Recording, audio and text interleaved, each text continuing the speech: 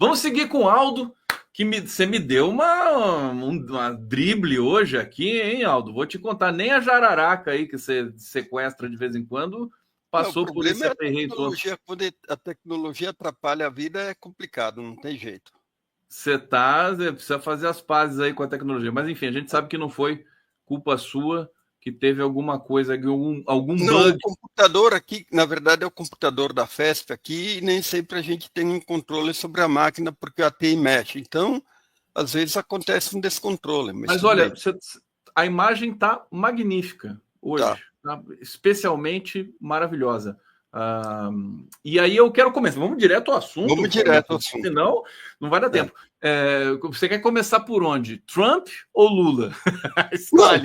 vamos de Lula, né? O Trump Vamos de Lula, vamos de está no Lula. campo do caos.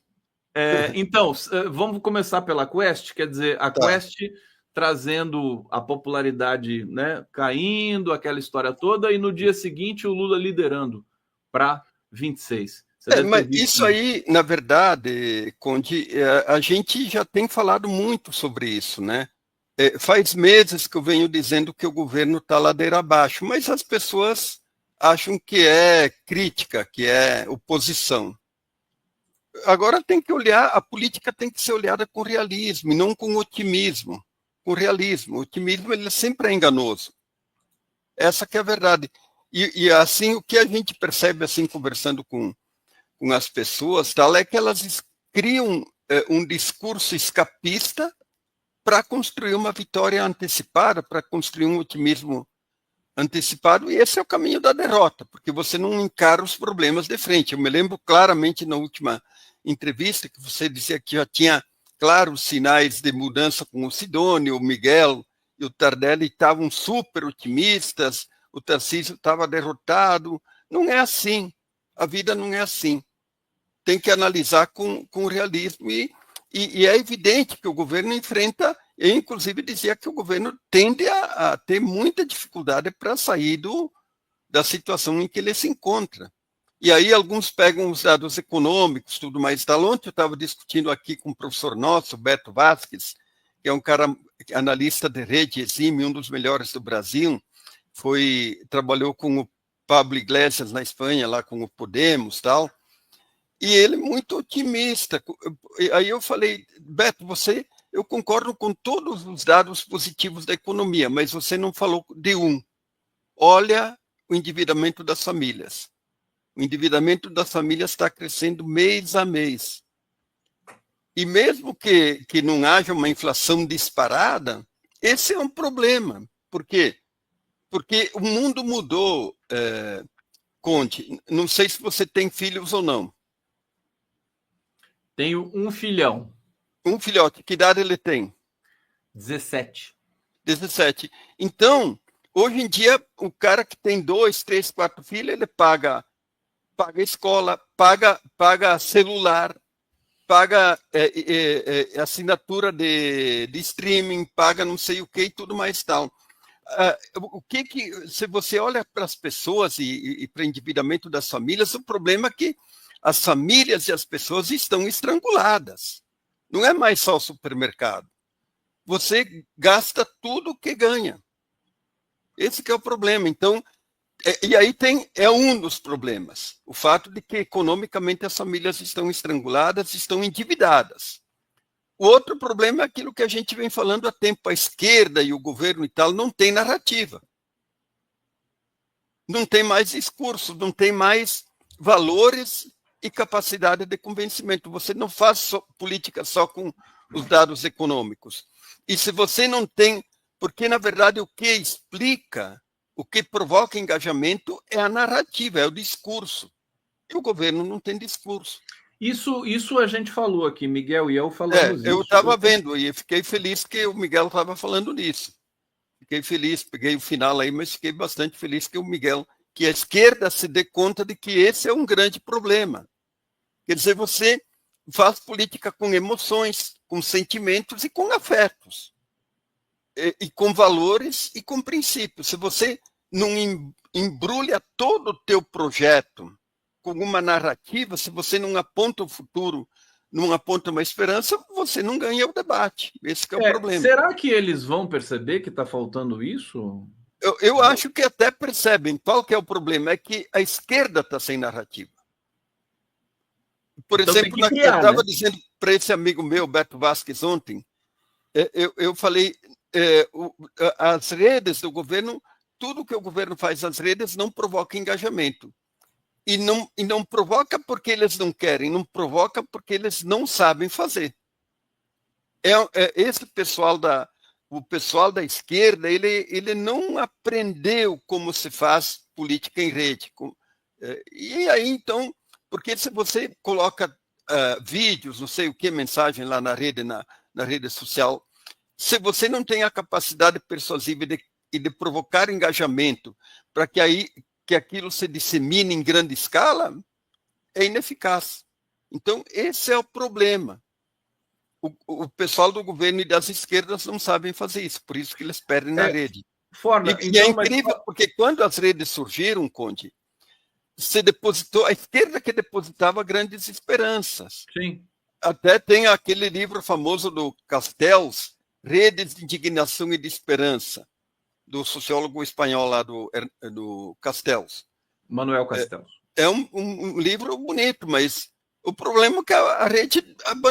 Agora, ontem eu estava falando com uma professora nossa que ela dizia o seguinte, não, mas os caras mentem, os caras são inescrupulosos. Quando você vai construir uma estratégia, Conde, você tem que considerar que a direita mente, que a direita é inescrupulosa nas redes. Senão você não tem estratégia alguma. Você fica no queixume. Esse que é o problema da esquerda hoje. Franzeri, e o que dizer então? Vou aqui só para dar um tempero aqui, desse segundo lance da pesquisa Quest, que traz o Lula como liderando todos os cenários. É o Rical, né? Isso é perigoso, é ilusório. A gente percebe que a direita também está com problemas, né? Porque você tem que considerar os outros dados. O Lula tem que olhar a pesquisa inteira. O Lula é universalmente conhecido. O Tarcísio ele é conhecido por 42% do eleitorado. Então tem que olhar esses dados. Senão você faz uma leitura muito parcial dos dados. E os dados, você tem que avaliar olhar como a população olha o Lula, com 56% de desaprovação, a rejeição, que é alta, e a avaliação do governo. Porque esse dado de que o Lula ganha é muito relativo quando você comparar com o grau de conhecimento que os outros candidatos têm da população. É evidente que isso tem um impacto e um reflexo quando você vai fazer um teste de intenção de voto. Perfeitamente. Então quer dizer que a situação ela piorou ou está na mesma? Eu digo que com esse patamar de avaliação, o Lula não ganha. Tem que melhorar esse patamar de avaliação.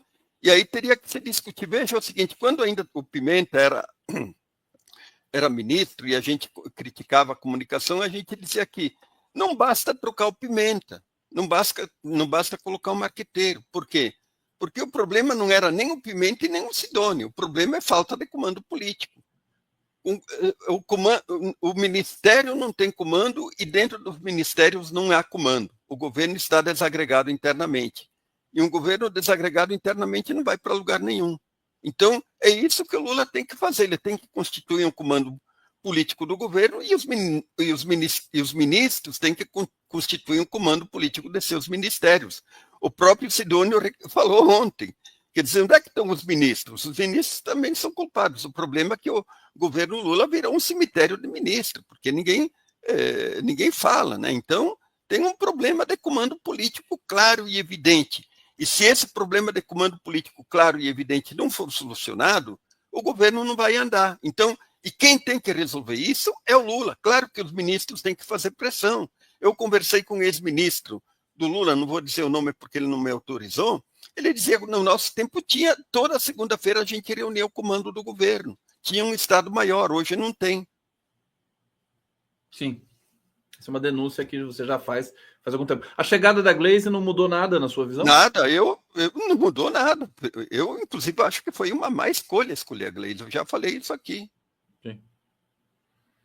articulação no governo. Então, Aldo, para a gente terminar, infelizmente hoje o nosso papo vai ser muito expresso. Eu estava na expectativa de te ouvir, porque realmente são muitas variáveis na cena brasileira. Não vamos nem falar de Trump, porque não vai dar.